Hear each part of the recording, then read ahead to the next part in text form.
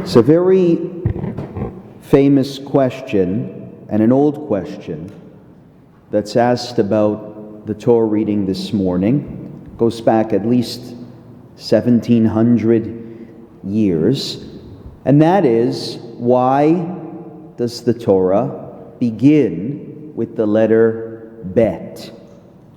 Bereshit bara. It should have begun with the second letter in the Hebrew alphabet, which is Aleph.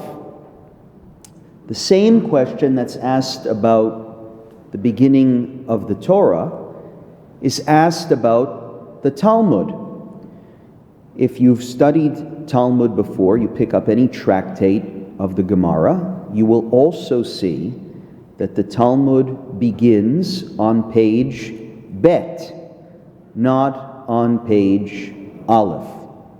So both the written law and the oral law begin with the second letter of the Hebrew alphabet, Y. There's many different answers that are presented. You can imagine, it's a question so old, there's so many different answers that have been suggested, and each one comes with its own little piece of wisdom. So one of the famous answers that you'll hear to this question is that the Torah begins with Bet in order to remind you, when you might be feeling very confident and wise about your Torah knowledge, to remind you that you don't even know Aleph. No matter how many books you've read, or how long you have studied, or what a great scholar you think you are, you will never even know Aleph. So another explanation that's found in the Midrash, in Bereshit Rabbah, that suggests that it is the shape of the letter Bet that is important. Since Hebrew is read from right to left, the Bet at the beginning of the Torah sort of looks like a bracket, right? An opening to a bracket, which indicates a separation between what comes before and what comes after. Only the left-hand side of the Bet is open, but all the other sides are closed. So the Midrash teaches that with respect to the Torah, not only do we have the stories that are written there on the page, but there is more. There's another story, a story that we don't have, that begins before, a story some say we will never know, a story some say we're not even permitted to ask about. But this idea that there is a story that comes before our story, it ought to resonate with those of us who marked the first National Week of Truth and Reconciliation in Canada.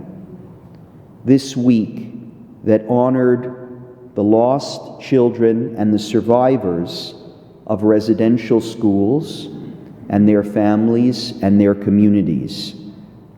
It is a week that reminds us that Canada's history was often erroneously portrayed just like that letter Bet, with too thick a distinction marked between what came after European settlement and exploration and what came before European settlement and explanation, with often honor and respect given to what came after, but disrespect and dishonor and misunderstanding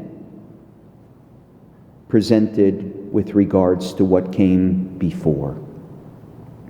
It was that distinction between what came before and what came after that led to decades and decades of neglect and violence and discrimination and even genocide.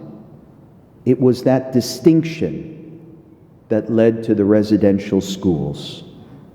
From 1880 to 1997, the Canadian government forced more than 150,000 First Nations, Inuit and Métis children into residential schools, where their cultural heritage and their family bonds were purposefully and intentionally wiped out. 150,000. It is a huge, huge number, maybe too big to understand, but one of the things we know about Holocaust education is that even though you can't understand numbers that big, when you know one story, if you just know the story of one person, it can be an opening, it can be a beginning, it can touch you in profound ways and help you understand what it is that you ought to be feeling, that you ought to be commemorating. So here's one story. Story of Pastor Ryan Dweck, who is a minister from Lethbridge, Alberta. And he talks about the time when he wanted to inquire for himself what the legacy of the residential schools looked like, and went to visit a survivor of these schools named Leroy and his wife Sandy. So he went to their living room and sat down. It was a rundown apartment. And he noticed in that living room a little old man who came tottering in. He learned that this was Leroy. He looked to be in his 70s. He was actually 49 years old. To say that the years had not been kind to him would be the height of an understatement. His body was thin and frail. He had few remaining teeth and a nose that had been broken many times.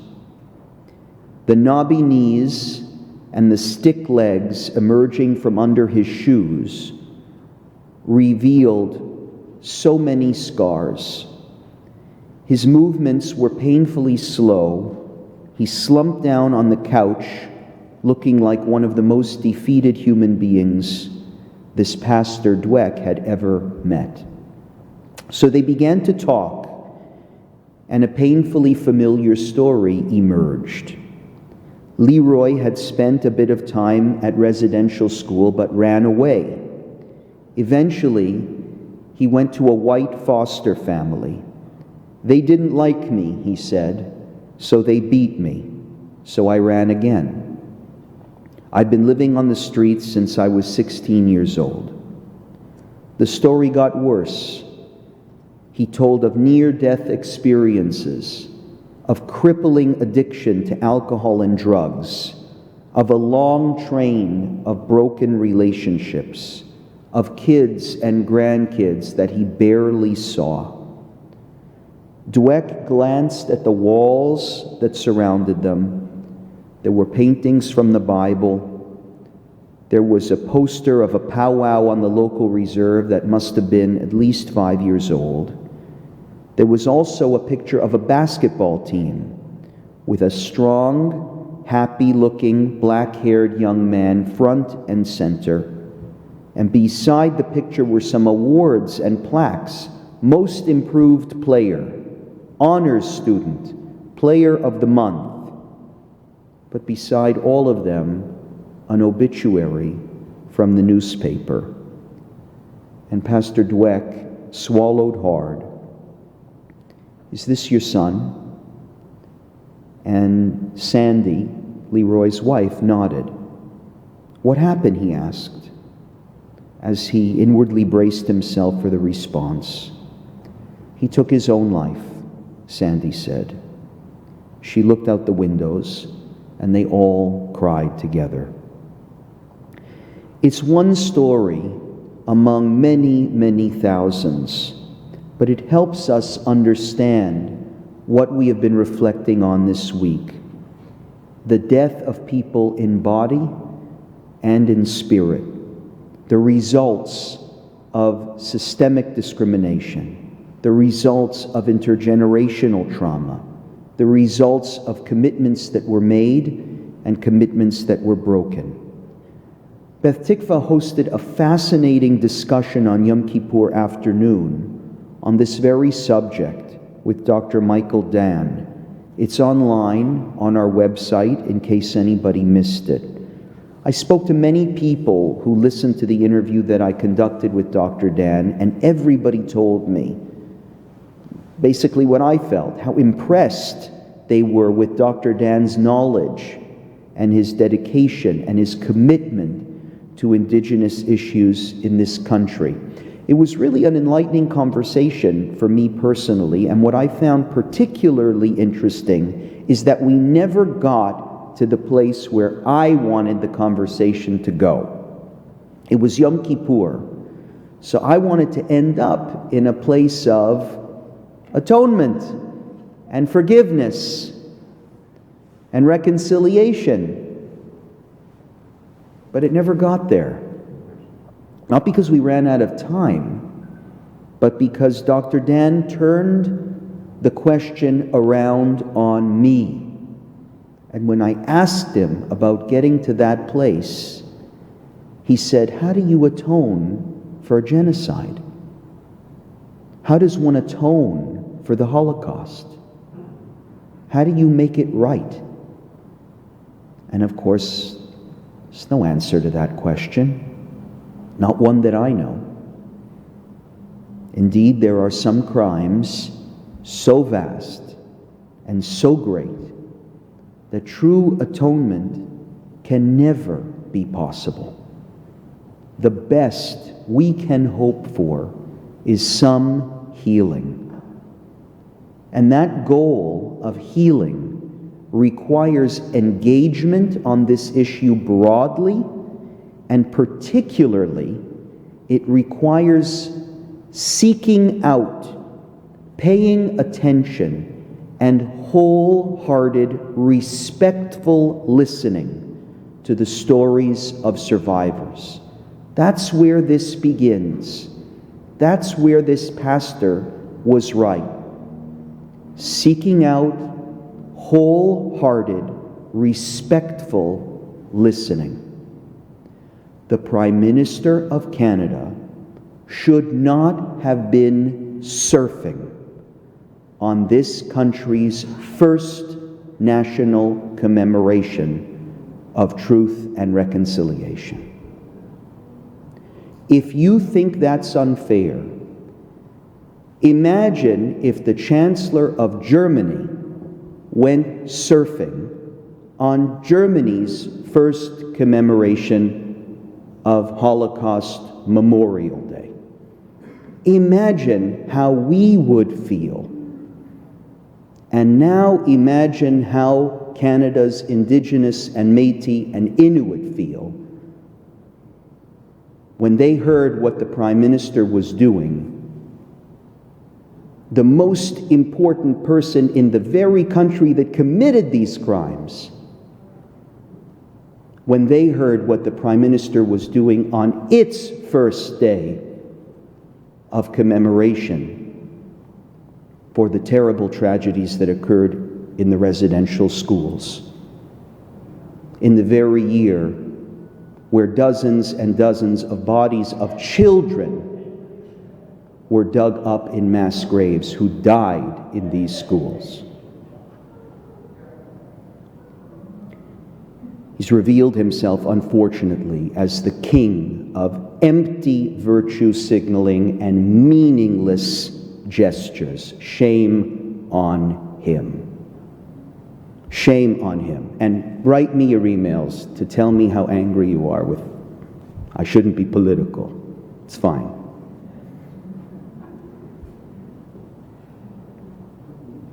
What we learn from this book that we're starting, the book of Genesis, is that human stories the stories of people and relationships and families, can be much more powerful in crafting moral character than books of laws.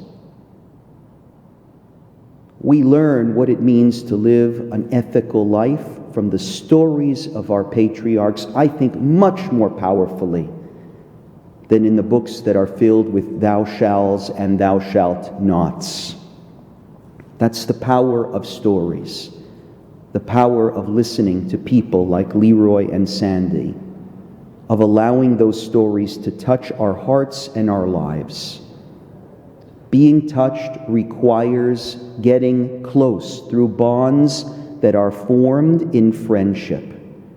And we, the non-Indigenous, we don't know our First Nations well enough. We don't. Our bet is too thick. My prayer is that the Jewish community across Canada will long for and appropriately pursue a lasting friendship with the First Nations, Métis, and Inuit communities of this country, wherever and however that is possible. There is much to admire about the heartbreak and the resilience and the beauty of these people who have endured unspeakable harm in the name of creating this country that we call home. And it's in that spirit that I want to share one more explanation of why the Torah starts with the letter Bet. It's a less well-known explanation that I once heard told about the first Satmar Rebbe, Rabbi Yoel Teitelbaum, of blessed memory. He doesn't get quoted that often from this pulpit, but this is a fascinating story. I don't know if you know Rabbi Yoelish was a survivor of the Holocaust, and much of his community, as well as a large portion of Hungarian Hasidic Jewry, was wiped out by the Nazis. He immigrated to the United States in 1946, and he came with a very small group of supporters. The Satmar community was very, very tiny. By the way, today it is the largest Hasidic community. But it was tiny in those days and made up of just a small group of survivors. So at some point after his arrival in New York, he announced that he would be delivering a Gemara shiur, a lesson on the Talmud, for anybody who wanted to attend. So on the day that the shiur was supposed to start, men filled the room with their Gemaras in hand, and everybody prepared themselves for the first lecture from the great Satmar Rebbe, the great Torah scholar that he was. He walks in the room, Rabbi Yoelish, and the Talmud that he has in his hand stays closed on his desk. Instead, he looked up at the men that were sitting before him, and he turns to one of them and starts inquiring about his story. The Rebbe asked him, "Where were you from? What happened to you during the war? What happened to your family? How did you get to the United States?" And when he was finished with the first man, he turned to the next man, asked him similar detailed questions. And each conversation went on for quite a while until the time that was allotted for the shiur had ended. And this pattern continued. The next class, it was the same thing. All the Rebbe was doing was asking questions of the people, asking them about their lives, how they survived. Eventually, one of the attendees got the courage to turn to the Rebbe and say to him, "You know, we were hoping to learn Gemara from you. Why is the Rebbe instead spending so much time talking to each of us?" So this is what the Rebbe responded. He asked, what page does the Gemara start on? On page Bet, they answered. Yes, he said, and knowing the people with whom you are learning Torah. That's page Aleph. In other words, perhaps the Torah starts with the letter Bet, and the Gemara starts with the letter Bet, to remind us that we can't learn Torah while ignoring the social context, while ignoring the people in our lives that are engaged in that study with us. Teachers have to know their students. Study partners, chavrutot, have to know each other. You can't be successful in studying the text on the page of Talmud, just like you can't be successful in building a country unless you first learn page Aleph, page 1. It is a page that is not found in a book or on a paper or on a website or on a post or on some government statement. These are the sacred stories that are written in the minds and the hearts of our fellow human beings. And that is where the Torah really begins. Shabbat Shalom.